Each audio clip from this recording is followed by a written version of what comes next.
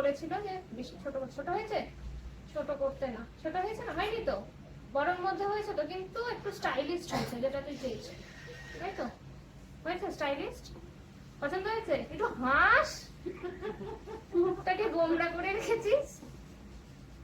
কেমন লাগলো দেখো এই কুচকিটার কাটিং, কত বলছে ভালো লেগেছে, তাই তো?